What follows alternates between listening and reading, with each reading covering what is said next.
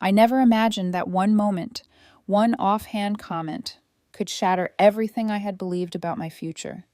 One night, my life changed irreversibly, and it all started with a simple statement from Simone. She smirked as she said, "He's 34. If success was ever coming, it would have happened already." Those words echoed in my mind as I sat in the car trying to process the sting of her words. She laughed it off, but the sharpness in her tone was unmistakable.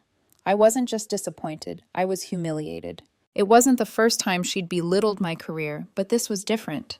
This time, I wasn't just hearing it from her. I overheard her telling someone else at a happy hour, casually dismissing my achievements like they didn't matter, like I didn't matter. And suddenly, I realized something crucial. She had never believed in me, not the way I believed in her. Simone, at 32, had her life perfectly figured out. A successful marketing manager, a high-paying job, and everything going for her. Meanwhile, I was stuck at 34, working as a senior marketing analyst, feeling like I had hit a wall. My ambition, the dreams I'd nurtured at 25, seemed more like delusions with every passing year. But that night, I didn't cry or lash out. Instead, I chose to turn her words into fuel. I drove home in silence, my heart heavy with both anger and determination. I started applying to jobs, not just any jobs, but the kind that terrified me, the ones that seemed completely out of reach. I wasn't going to let her define me. Weeks later, something extraordinary happened. Her dream company, the one she had tried and failed to get into for years, called me. Not her, me. And when I got the job, I didn't just feel like I had won. I felt like I had finally proven something, not just to her, but to myself. But I didn't tell her, not right away. I let her believe I was still struggling, still the same person she had dismissed. And every part of me relished in the irony of it all. It was as if the universe had orchestrated this perfect moment of cosmic justice, where everything she had said about me, about my future, about my potential, would come crashing down. The job wasn't just a job, it was my declaration, a statement that I was more than what she thought I was. But as I walked into that office, I couldn't help but wonder, was I just doing this to prove her wrong? Or was this the beginning of something I had been too afraid to pursue all along? I'm Emily. I'm 34, and I work as a senior marketing analyst at a mid-sized company. I've been in the same position for over 5 years, quietly climbing the ranks without making waves, always trying to stay under the radar. To most people, that might seem like success. I had a stable job, a comfortable apartment, and a solid relationship with Simone. But something inside me felt like I was treading water. Every year, I told myself I'd take the leap, aim higher, maybe even try for a director position. But every time I started applying, I held back. Something always stopped me, that voice in my head telling me to be realistic. And that voice came from my father. He had always been the pragmatic one, the one who warned me about the dangers of dreaming too big. Ambition is overrated, he used to tell me. He'd failed at 3 different entrepreneurial ventures before settling into a regular job at 35. Stability, he'd say. That's the key to life. So for a long time, I thought maybe he was right. Maybe I wasn't cut out to be a high flyer in the corporate world. Simone and I met 5 years ago at a marketing conference. She was confident, outgoing, and ambitious in ways that seemed to shine brighter than anything I could muster. She was 32 and already in a position I could only dream of, marketing manager at a fast-growing tech firm in Austin. When we first started dating, I was impressed by her drive, but I couldn't shake the feeling that something about her success made me feel small. Still, I didn't let that stop me. I believed we balanced each other out. She was the dreamer, I was the realist. I could support her ambitions while working quietly on my own, or so I told myself. For the first couple of years, things were great. We'd go on weekend trips, attend company events, and dream about our future together. I could picture the life we'd build, a life filled with mutual respect for each other's careers, where we both supported each other's dreams. But the cracks started to show in subtle ways. She'd casually make remarks about how much more money I could be making if I pushed harder, or how she'd already achieved more by my age. I brushed it off at first, thinking it was just her way of motivating me, but over time, it started to eat at me. The worst part? It wasn't just her. Her friends, her coworkers, and even her family seemed to have this unspoken expectation that I should be further along in my career by now. I had this creeping feeling that they all saw me as the less successful one in the relationship. And what hurt the most was when Simone started to echo those thoughts, casually, but with a hint of disappointment. She'd talk about my career as if it were a phase, something that was bound to end soon because I hadn't made it yet. Simone was used to being the successful one. Everyone admired her, and rightfully so. She had her own place, she was making great money, and she always seemed to be moving up. It was impossible not to feel like I was constantly living in her shadow. We used to be equals, but over time, I started feeling less and less like I belonged in her world. I wasn't just Emily anymore. I was Simone's boyfriend, the one who hadn't figured it out yet. But no matter how much it stung, I stayed. Because deep down, I thought things would get better. I thought that if I just kept my head down and worked hard enough, I'd catch up. I thought that maybe if I supported Simone's career, maybe then I'd be able to find my footing in mine. But the truth was, I wasn't being honest with myself. I wasn't being honest about my own ambitions, and I wasn't being honest about the kind of life I wanted. I was trapped by the fear that I might fail if I truly went after what I wanted. And then, there was the night at the happy hour. Simone didn't know I had overheard her words, but I'll never forget how they landed. "He's 34. If it was going to happen, it would have happened by now," she said, laughing it off with a friend. "I'm embarrassed when people ask what he does." I thought about that for days. The more I thought about it, the angrier I became. Not at her, but at myself. Why had I let this happen?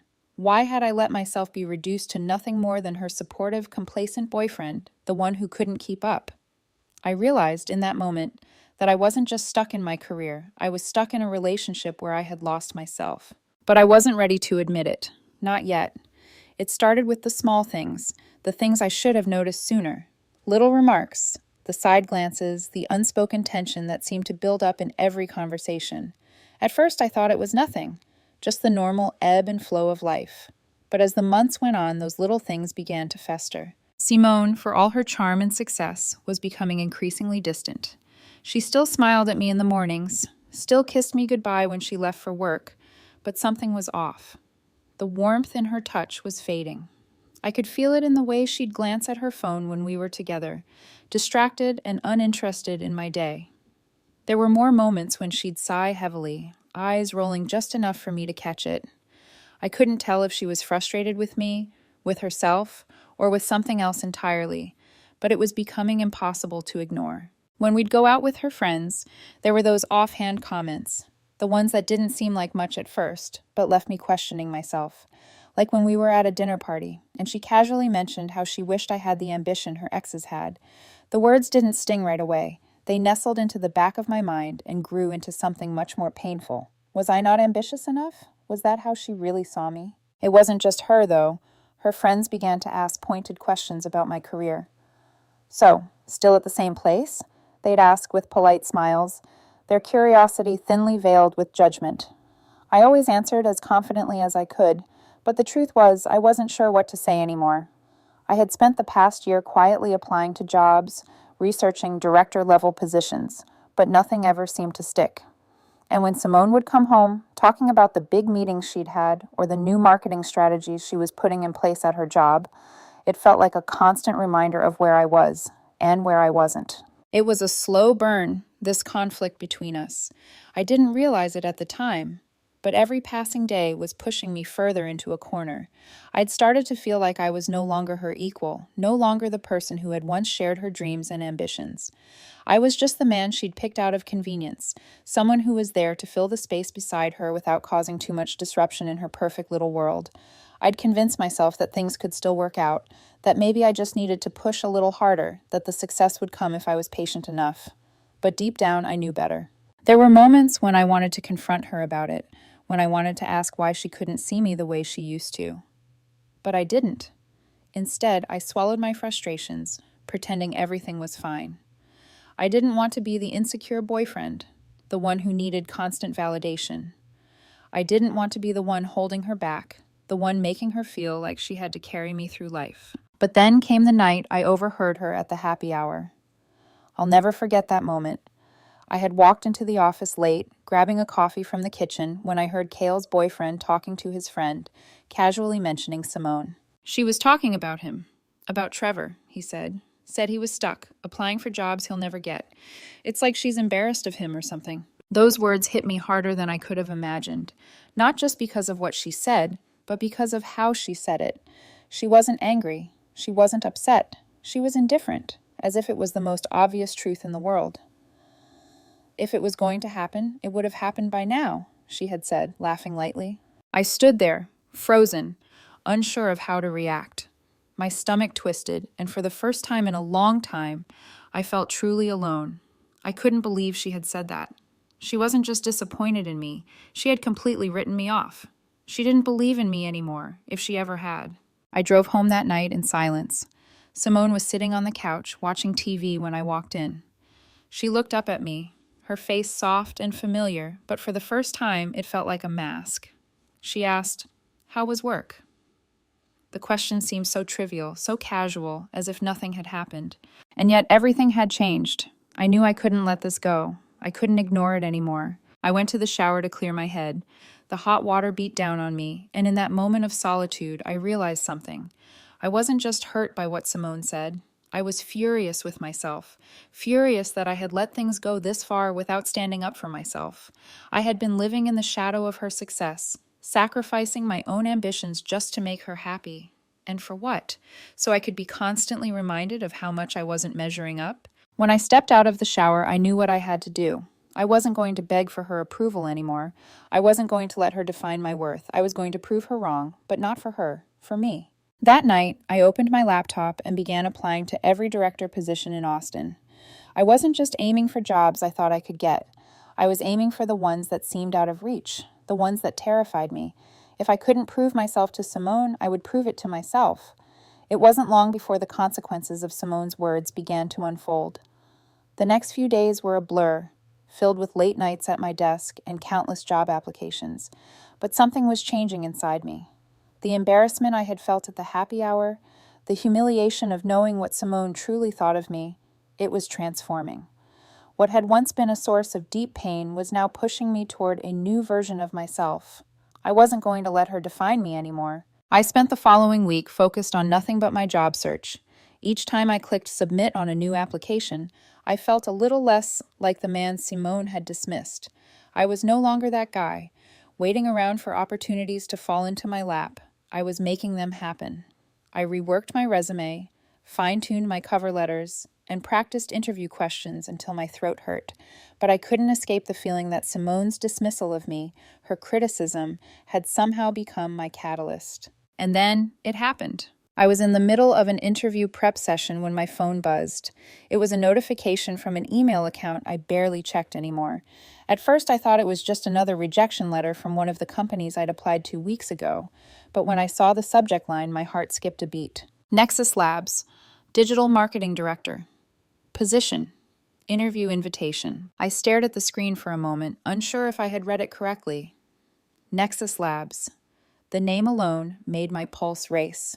Simone had talked about Nexus Labs obsessively. She had applied for multiple positions at their firm over the past 2 years, only to be rejected each time. She even mentioned how they had turned her down because she didn't have enough experience in the tech field. And now, here I was, being offered an interview at the company she had dreamed of working for. For a brief moment, a part of me hesitated. Was this some kind of cosmic irony? Would it be wrong to take this opportunity simply because it felt like some strange form of revenge? But then I thought about it again. No, this wasn't about revenge. This was about me, about proving to myself that I could succeed, that I wasn't some stagnant, unsuccessful version of myself. I accepted the interview, feeling a surge of adrenaline. That night, Simone was at home, sitting on the couch, scrolling through her phone, as usual. She hadn't noticed the change in me yet. I was quieter than usual, still processing what had just happened. The phone call with Nexus Labs felt surreal. It was one of those moments you don't quite believe until it's actually happening. Simone looked up from her screen, catching my gaze. "What's up?" she asked, her voice still light, as though nothing had shifted. "Oh, just an interview," I said casually, trying to mask the excitement in my voice. She raised an eyebrow, her attention now fully on me. "Another one? Are you still looking for a new job?" There was a hint of sarcasm in her tone, but I could see the edge of concern in her eyes, too. I nodded, keeping my tone neutral. Yeah, just exploring my options. Simone didn't press further, her focus quickly shifting back to her phone. She had no idea that, just a few hours ago, I'd been handed a chance to completely change the trajectory of my career. The same company she had dreamed of working at for years, the same one that had rejected her time and time again. But even as the excitement bubbled inside me, I couldn't ignore the weight of Simone's earlier words. I'm embarrassed when my friends ask what he does. Did she feel embarrassed by me? Did she look down on me so easily? I had spent so much time supporting her, cheering for her dreams, but did she see me as someone unworthy of her respect? The interview went well. In fact, it went better than I expected. A few days later, I received another email from Nexus Labs, and this time it was an offer. A digital marketing director position, with a salary significantly higher than anything I had ever made before. My heart raced as I stared at the offer letter, processing the weight of the opportunity in front of me. I could feel the shift inside me, a quiet triumph that no one else could see. I had made it. I wasn't the man who had been humiliated at the happy hour. I wasn't the man Simone had written off as unambitious. I was someone else now, someone who had fought for this. But I couldn't help the part of me that wanted Simone to know, to see me walk into this new chapter of my life, not because I wanted to rub it in her face, but because I wanted her to understand what she had missed. The realization that I was capable of more than she had ever given me credit for, it was a quiet victory, one I wasn't ready to share with her just yet. Instead, I let the silence grow. I didn't tell her about the offer. I didn't tell her about the job that was now mine. And I certainly didn't tell her that. Deep down, a part of me was waiting for the moment when I'd be able to prove her wrong. That moment would come soon enough. The days that followed were a blur of excitement and internal conflict. I had received the offer from Nexus Labs, and everything inside me screamed to take it, to step into this new chapter of my life, to finally achieve the success that I had quietly worked for. But as much as I wanted to scream it from the rooftops, a part of me still hesitated. Simone hadn't noticed. Not yet. I had kept it to myself, letting the excitement build inside me while she went on with her usual routine, oblivious to the fact that I had just crossed a significant threshold in my career. I sat at my desk that night, staring at the offer letter in front of me, the salary, the title, the respect I would gain. It was everything I had worked for, everything I had doubted I could achieve. But there was a strange heaviness in my chest, as though the weight of the decision wasn't just about the job, it was about Simone. I couldn't deny that a part of me wanted her to feel something when she found out. I didn't want to hurt her, but I wanted her to understand just how wrong she had been about me. I wanted her to see that I was capable of more than she thought, that I wasn't just the man she had casually dismissed. And yet, there was a fear lurking beneath that desire. What if this wasn't enough? What if, no matter how successful I became, it wouldn't change how she saw me? After all, this wasn't just about the job. This was about the way she had viewed me, the way she had humiliated me in front of her friends. I thought about the happy hour comment over and over again. He's 34. If it was going to happen, it would have happened by now. It had stung then, but now it felt like an old wound that was slowly healing, but one that still left a scar. Simone finally noticed something was different when I came home that night, still smiling but quieter than usual. I had already made my decision, but I wasn't ready to share it with her yet. I wanted to savor this victory for myself a little longer, to let it simmer in my chest before the inevitable confrontation. "Hey, you're acting weird," she said, glancing up from her phone. "What's going on?" I shrugged, trying to keep my voice light. "Just tired. A lot on my mind." Her eyes narrowed, but she didn't push. Not yet. The days that followed felt like I was living in a world of duality. On one hand, I was applying myself to my new job, preparing for the next big step. On the other, I was living with the slow, quiet tension between Simone and me. Then came the day I had to tell her. It wasn't an easy decision. I had wanted to keep it to myself for as long as possible, but I knew it was only a matter of time before she found out. Austin's tech scene was small. She would hear about it sooner or later. And when she did, I had no idea how she would react. I had just returned from a meeting when I ran into Simone outside of the Nexus Labs building. I hadn't expected to see her there, but there she was, walking toward the entrance with her usual confident stride. The moment our eyes met, something shifted in her expression. I watched her face go through a dozen emotions in the span of a few seconds: shock, confusion, disbelief, and then something I couldn't quite place. "What are you doing here?" she asked, her voice shaking slightly. I shrugged, feeling the weight of the moment. "Just finished a meeting." Her eyes dropped to my shirt, to the logo of Nexus Labs, and then back up to my face. "You work here?" she asked, her voice barely above a whisper. I nodded, feeling the strange weight of her gaze on me. "For 2 weeks now," I said calmly, watching her try to process what I had just said. The shock on her face was unmistakable. "The director position?" she asked, her voice tinged with disbelief. I nodded again. "Yeah, that's the one." For a few seconds, she was silent. I could see her mind working, trying to make sense of what was happening. She opened her mouth to say something, but no words came out. It was like she was still processing the enormity of the moment. Finally, she sat down on a nearby concrete ledge, her face pale. "The director position. The one I applied for," she whispered to herself, the words trailing off. I could feel the weight of her disappointment in the air between us, but I didn't feel pity. It was a strange sensation, knowing that I had just taken the position she had wanted so badly, but also knowing that it wasn't just about the job. It was about everything that had come before it. The conversation lingered in the air, and I could feel her scrambling for words, but none of them felt genuine. Finally, she spoke, her voice small. How did you get this job?" "I applied," I said simply, but there was a sharpness to my words, one I hadn't intended to let slip. "They liked my qualifications. They offered it to me." She didn't seem to hear me.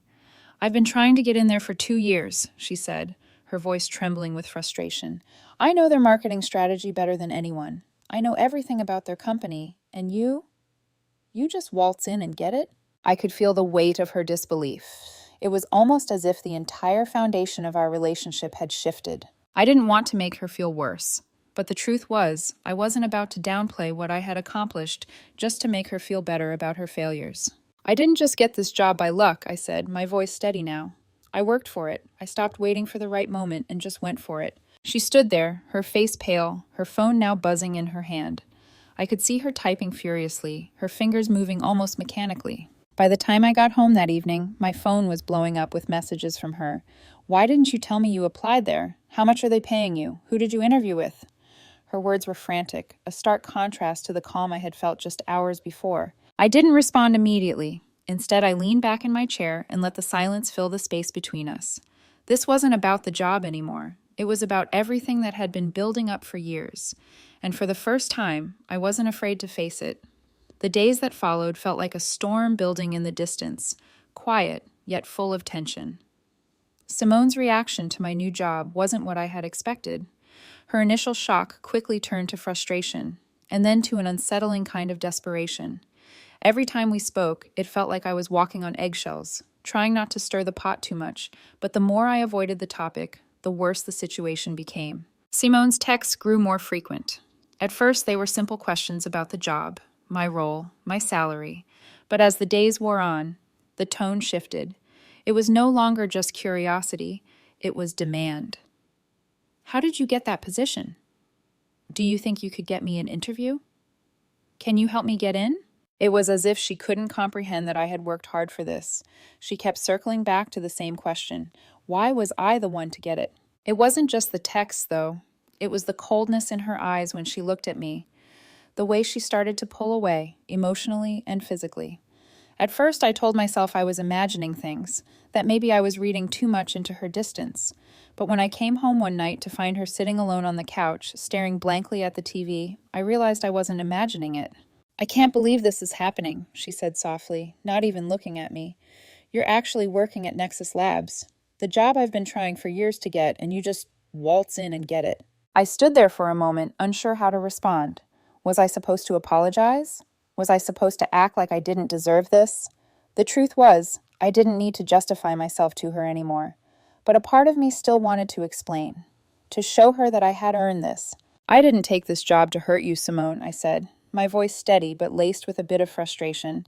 "I'm not trying to prove you wrong. I'm just doing what I've always been too afraid to do. I'm pushing myself. I've been stuck for years, just like you. But this time, I'm not letting fear control me." She turned her head sharply to face me. Her eyes were wide, but there was a coldness in them now. "Is that what this is about? Proving something to me? You're still trying to prove that you're good enough for me? Her words struck deep. It wasn't just about the job anymore. It was about something bigger. Something I hadn't fully realized until that moment. I don't need to prove anything to you, Simone, I said, my voice softer now. I'm doing this for me. And if you can't see that, then I don't know what else to say. She didn't respond. Instead, she stood up, grabbed her jacket, and walked out of the apartment. I stood there, staring at the door as it closed behind her, the silence that followed louder than any words she could have said. The next few days were a blur of tension. Every time we spoke, it felt like an argument waiting to happen. Simone was becoming more withdrawn, and I could see her frustration growing. Every time she mentioned Nexus Labs, every time she asked me to help her with her career, I felt like I was being pushed into a corner. She had become so fixated on the fact that I had succeeded where she had failed, it seemed like she could no longer see me as a person, just as the symbol of everything she had lost. But it wasn't just Simone. Her family and friends started to weigh in too. I never expected them to be involved, but when they found out, it was like I was suddenly thrust into a public spectacle. At first, they congratulated me, but it was the kind of congratulations that felt more like a backhanded compliment. "We always knew you had it in you," they'd say. But I could hear the unsaid words beneath their praise. "We never thought you'd actually make it." Simone's parents, who had always been polite but distant, began to ask pointed questions about my job, about my career trajectory. They were well-meaning, but their questions made me feel like I was being put under a microscope. The more they probed, the more I started to feel like an outsider in my own life. Simone, for her part, began to withdraw even further. She spent more time with her friends, who were just as critical of my success as she was. I overheard them talking about me once, whispering about how lucky I was to get the job, and how lucky I was to have Simone by my side. It felt like I was nothing more than a prop in their perfect little world, a token of Simone's tolerance for mediocrity. The worst part was that I still loved her. Or at least I loved the version of her I had once known, the confident, ambitious woman who had been my partner in everything. But now I wasn't sure who she was anymore, and I certainly wasn't sure who I was in relation to her. It all came to a head one evening when she asked me, with a tired sigh, "Why didn't you ever tell me about the job before you accepted the offer?" I tried to keep my voice steady. "I wanted to surprise you." She let out a bitter laugh. "A surprise? You're not a kid anymore, Trevor. You're a grown man who's finally figured out how to be successful. Congratulations. You've made it. But what about me?" Her voice trembled with frustration. "Do you think you're better than me now?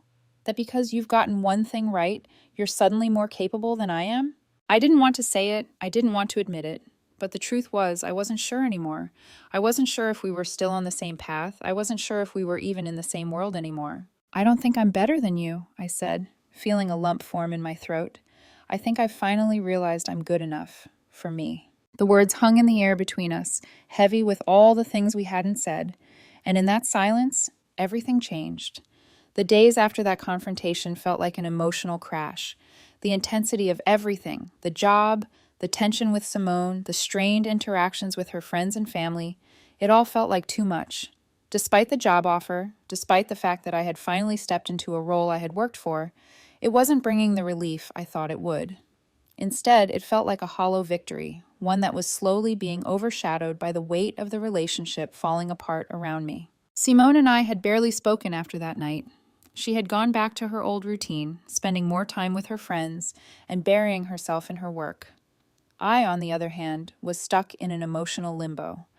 I should have been celebrating. After all, this was the opportunity I had spent years waiting for.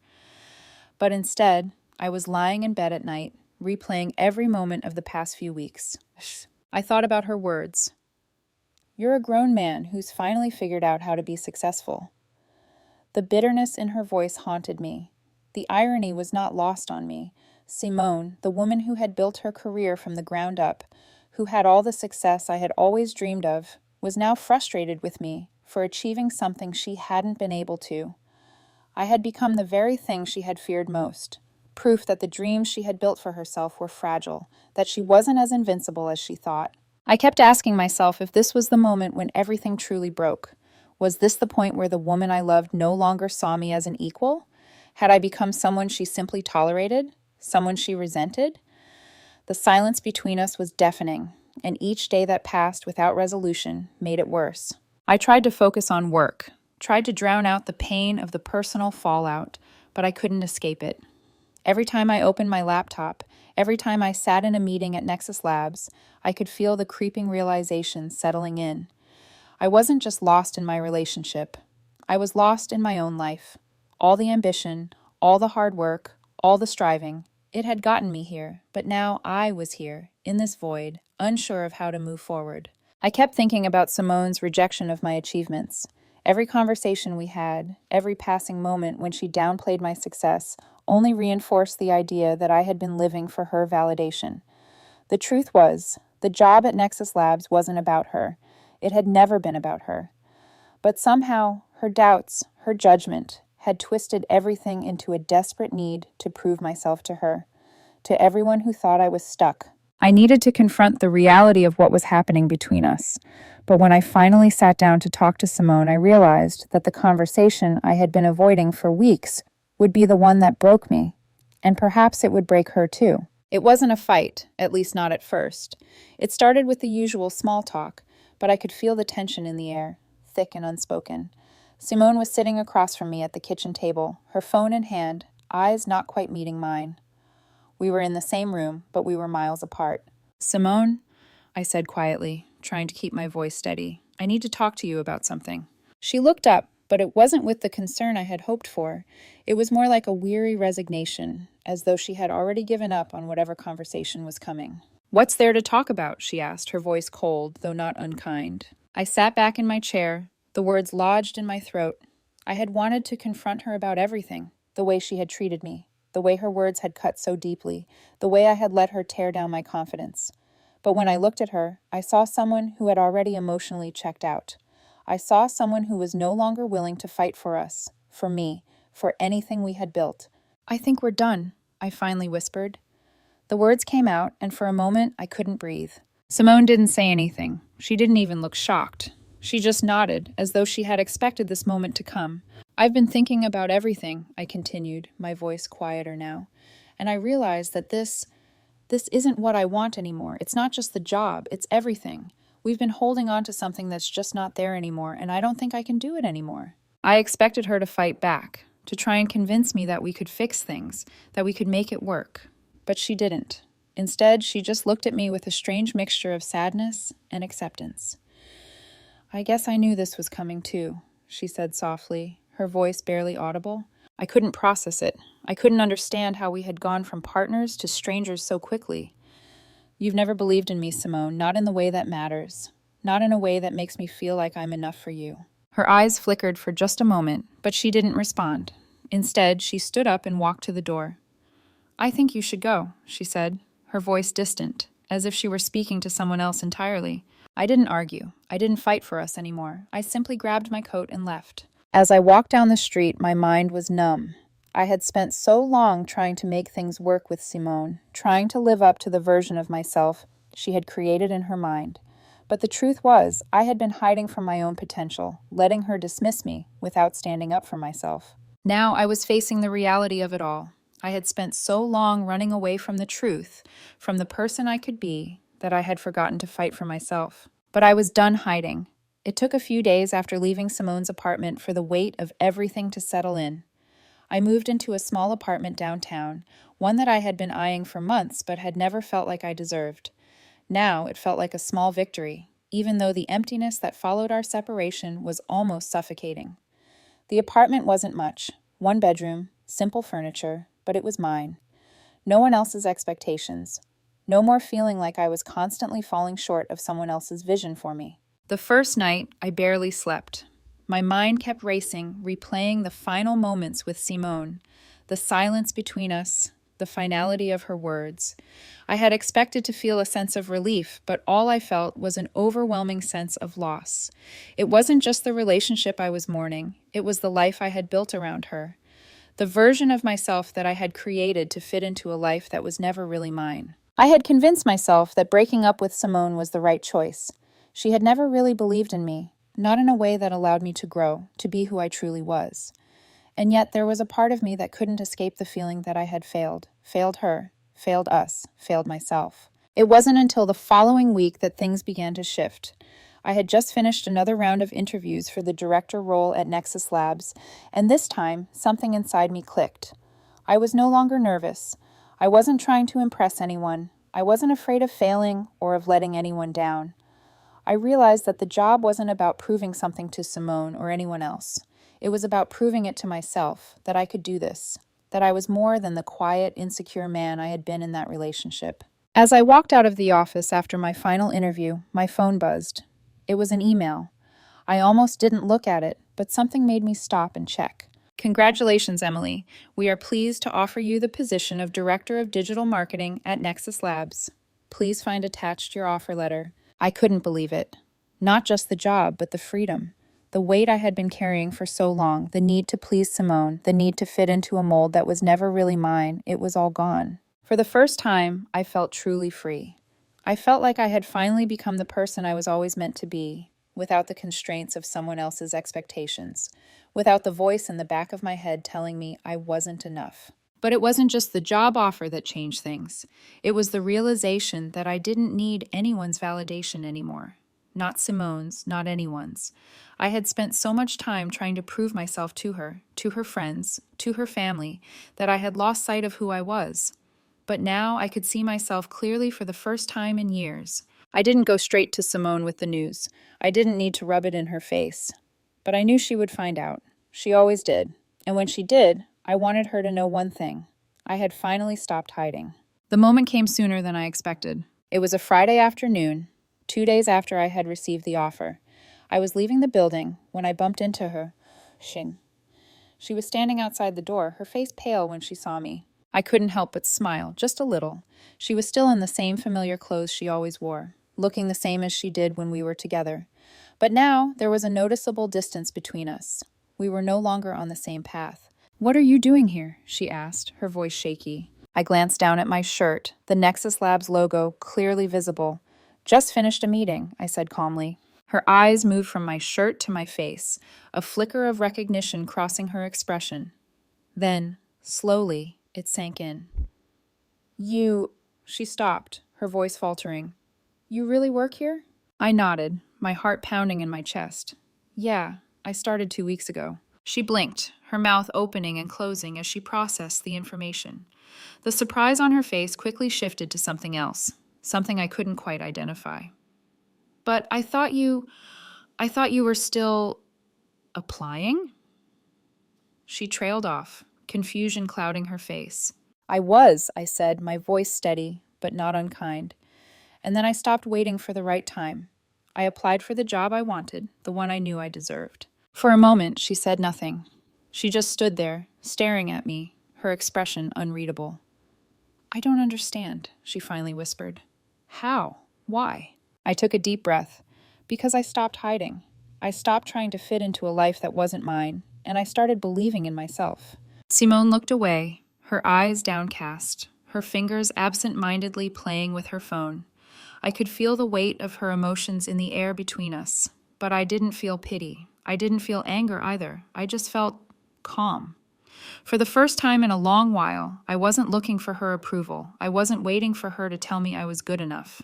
She stood there, her thoughts clearly racing, and I knew she was struggling to reconcile the version of me she had once known with the man I had become, the man she hadn't expected. I wanted to say more, to explain, but I didn't need to. I didn't owe her anything.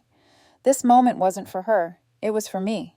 I turned to walk away, leaving her standing there, the words unsaid. And for the first time in years, I felt like I was walking towards something I truly wanted, something I had earned without looking back. The days after that brief encounter with Simone felt like a ripple in a calm sea. Everything was slowly starting to settle, but there was still the aftermath to deal with. Simone had tried to reach out a few times, but I ignored her calls and texts. There was nothing left to say. I had already made my peace, and I couldn't afford to let her pull me back into the drama and toxicity of our relationship. I threw myself into my new role at Nexus Labs. Every meeting, every project felt like a chance to prove that I had earned this. I had worked hard to get here, and I wasn't going to waste this opportunity. The job was everything I had dreamed of and more. It wasn't just about the title or the paycheck.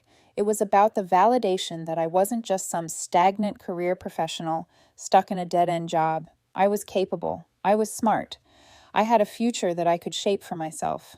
But even as I immersed myself in my work, there were moments when I couldn't shake the feeling that something was wrong. I thought I had left all the drama behind me when I moved out of Simone's apartment, but the reality was that it wasn't just her that I had to deal with. It was her entire network, the people who had always seen me as the lesser half of the relationship, the people who had looked at me like I wasn't enough. Word of my new job got around quickly. Austin's tech scene is small, and Nexus Labs was a well-known name. Suddenly, people who had never taken me seriously were reaching out to congratulate me. And yet the congratulations didn't feel genuine. They felt patronizing. "I'm so happy for you, Emily," one of Simone's old friends said. "You really deserve this." But I didn't feel deserving in the way they said it. I didn't need anyone's pity. I had fought for this position, and no one had helped me get it. Every congratulatory message, every friendly gesture felt like an acknowledgement that I was now in a space where I wasn't supposed to be. They were all trying to make me feel like I had somehow won, but the truth was, they weren't seeing me for who I was. They were seeing me as the underdog who had finally made it, as though I needed their approval to justify my success. It was the same with Simone. She called once, then twice.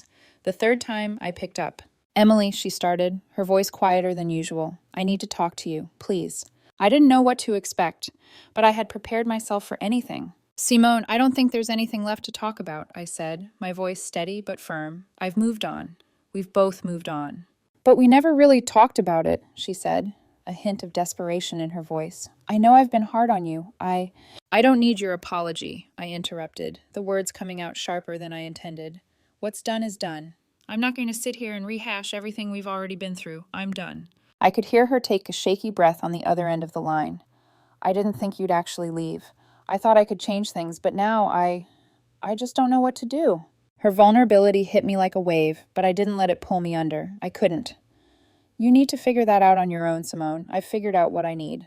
There was a long silence before she spoke again, her voice quieter this time. "I just don't understand why you didn't tell me about the job, why you kept it from me." I felt the anger start to rise, but I kept it in check. "Because you didn't believe in me. Not in the way I needed. You treated me like I wasn't enough, and I was tired of it. I couldn't keep trying to make you see my worth. I had to see it for myself." She didn't respond to that. There was nothing more to say. "I need to go," I said, cutting the conversation short. "Take care of yourself, Simone."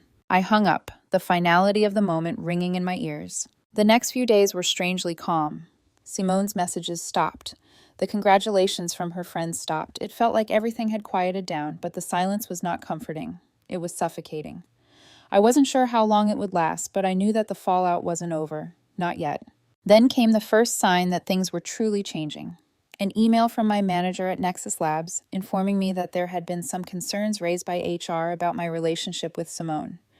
Apparently, someone had called the company anonymously, claiming that I had been emotionally unstable and had gained access to confidential information during my interview.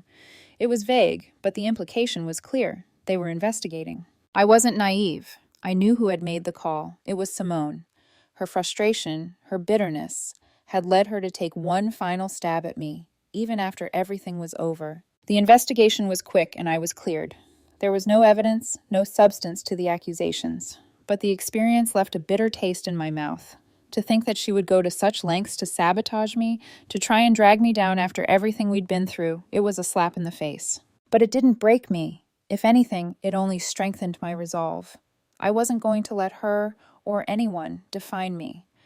I had already proven to myself that I was capable, and no amount of sabotage, no amount of doubt from people who didn't believe in me was going to stop me from moving forward. I gathered all the text messages and screenshots of her requests for me to help her get into Nexus Labs, along with the conversation where she had dismissed my career. I saved them all, and when I was ready, I would use them to show the world exactly what had happened. But not yet, not now. For now, I was focusing on myself. I was going to keep succeeding, keep proving to myself that I was more than I had ever thought I could be. And one day when I was ready, I would share the story. I would share how the betrayal, the heartbreak, and the public humiliation had led to something greater. But that day wasn't today. The weeks that followed felt like a slow but steady journey of healing. Simone's presence no longer haunted me in the same way it had, and every day that passed in my new apartment, in my new job, made it clearer that I had made the right decision. I wasn't just moving forward professionally, I was rebuilding myself emotionally, piece by piece. I threw myself into my work at Nexus Labs, and every project, every meeting felt like a small victory. I had a team now, a real team that looked to me for guidance. It was everything I had hoped for. The career I had quietly dreamed about for years had finally come to life in a way I never imagined possible, and with every success, I felt my confidence growing.